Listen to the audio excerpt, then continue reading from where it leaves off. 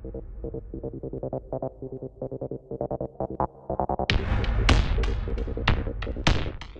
YouTube, what's going on? Barricade here. Today I want to talk to you about Battlefield Hardline and some upcoming patch notes.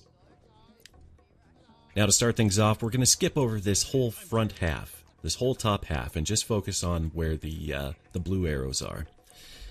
A lot of people have been complaining about some of the weapons in the game being overpowered and unbalanced. Now I will attest to some of this.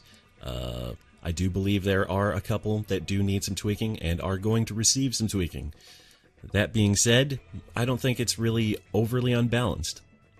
I feel it's a lot more in tune with Battlefield 3 for balancing, and it does feel pretty solid. There's pretty much a counter weapon for every other weapon out there, which is kind of nice. Something that Battlefield 4 really kind of failed to do. But then later on, you know, it was slightly addressed. So to start things off here, the K10. Everybody's bane. Nobody loves the K10 more than the person using it. It's just one of those guns that was probably overlooked. And to the developer, I believe they thought it was properly balanced. Now, you have to take into account that when the Battlefield developers are creating a game, when they're creating the weapons of the game, they try to emulate all of the weapons in the game to their real-world counterparts. So with the K10 being modeled after the Chris Super V, which is 45 caliber submachine gun or machine pistol, it actually has almost no vertical recoil whatsoever. It barely has any in the game, but it is there. Just a hint, just to, you know, help balance things out a little bit more, so it's not basically a bullet hose with a laser coming out at the end of it. So the Chris Super V has a very, I guess, fresh recoil system. It basically, once the first round is fired and the bolt is coming back, all of the kinetic energy is actually forced to the bottom of the gun and exits basically out of the bottom of the gun. So you basically have absolutely no recoil whatsoever for a 45 caliber round. It's got a lot of power. It's very, very, very fucking fast, and it's super compact. It's actually a very cool gun. Definitely check it out. You can find videos of it all over YouTube. Now, the Saiga and the PTR. They're reducing recoil to bring it more in line with the Cop Faction DMRs, which I think is a good thing. The Saiga does have a lot of kick to it, but it feels a little bit more gratifying when you kill somebody with it. You know, it's got that elephant gun kind of kick to it. You know, I think it'll be a good thing.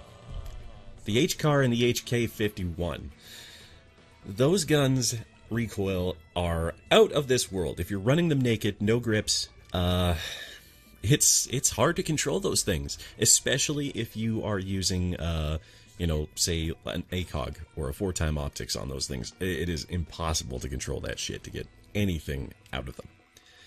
The 410 Jury, the little shotgun that could. And you're increasing the damage per pellet to become more effective. I think that, you know, that's a good thing. It does need a buff. I haven't actually purchased or unlocked that gun yet, but I have picked it up and played with it a lot. It's absolutely devastating up close. It's basically having, you know, a very small version of the Dow 12. FMG 9, increasing its damage per round to 25. That's actually a good thing and a bad thing. I mean, if they wanted to stick with the realism of the weapons, then they wouldn't be doing that with the FMG, because it is basically a Glock inside of a foldable, like a collapsible case with an extended magazine. So there's really no reason why they should be increasing the damage on that. But they need a weapon to fill a spot, and it just so happens that that's that gun, and that's what they're doing with it. Now for battle rifles, minimum damage increased to 25 across the board. That means all of the battle rifles in the game are going to be doing the same amount of damage. So I think it'll kind of push people into, or well, not so much push them, but entice people to fan out with their weapons and really move on from the M16s and the K10s and the AKMs. So you'll get a little bit more of a rounded experience, which is a good thing. The AKM minimum damage reduced to 24. That doesn't mean shit.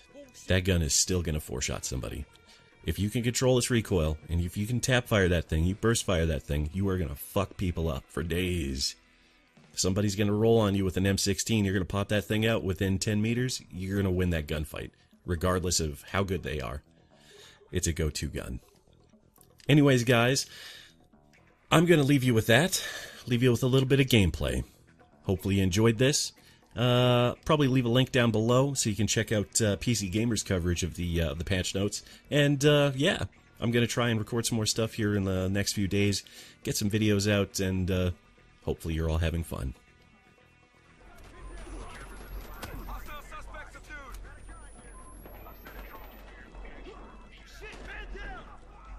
I got like 5 cameras against the Hackers 0 on your team.